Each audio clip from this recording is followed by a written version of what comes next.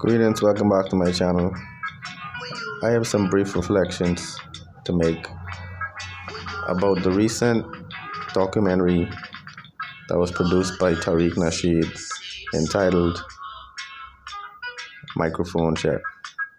In this video, Tariq Nasheed endeavors to prove beyond any shadow of a doubt that the phenomenon known as hip-hop was created by Black Americans and Black Americans alone.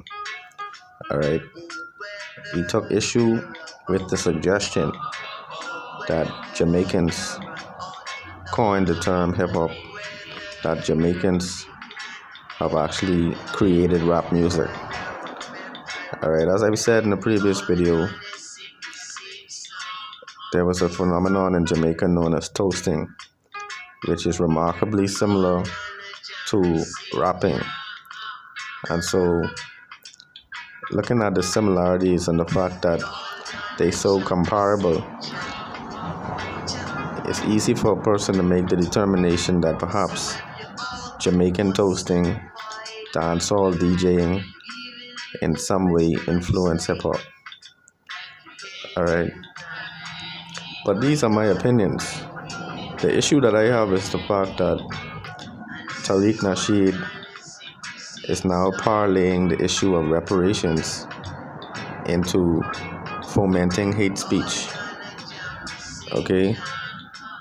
We know that when the foundational Black American movement was created, it was created in a mean-spirited fashion.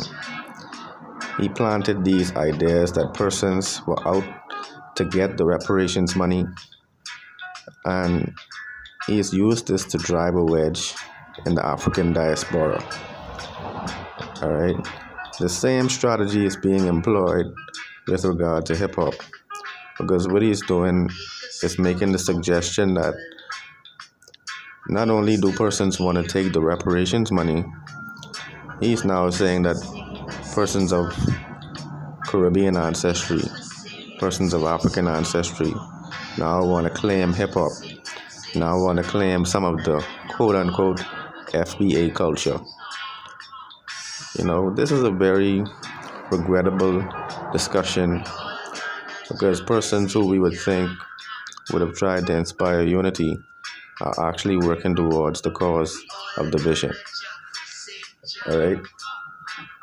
And this thing has gotten so far that he's gotten his followers to actually speak hateful rhetoric to Caribbean persons on Twitter and other social media spaces.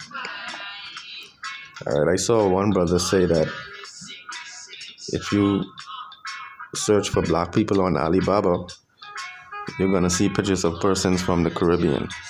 You're going to see pictures of persons from Africa trying to mimic Black Americans. You know? And I mean, I think that's also another ridiculous point to make, because you can't really blame persons in the Caribbean and persons in Africa for actually adopting some of the American culture. Alright? The majority of our cable channels are American channels. The majority of the movies that we see are movies produced in America. The majority of the music that is played on our airwaves is actually music that comes from foreign shores. Alright, this is not to say that we don't like our own culture, but the reality is that the media machinery of America is so powerful that they have persons all around the world that are now delving into their culture. Okay, and so I said all of that to say, I believe persons are being hoodwinked by this strategy of using hate speech and propaganda to create division and also create support for these various initiatives. Alright? We see the same strategy being employed since the Hidden Colors documentaries were first created. Alright? And it seems to me that Tariq Nasheed is using the strategy of creating polarizing discussions in order to drive traffic towards his various programs and platforms, you know. And so I just wanted to make some comments about this because I see, on social media spaces, there's a more tense atmosphere. There's more vitriol, there's more hate speech than ever before. And I believe that it is because this reparations discussion has created a very vile and venomous environment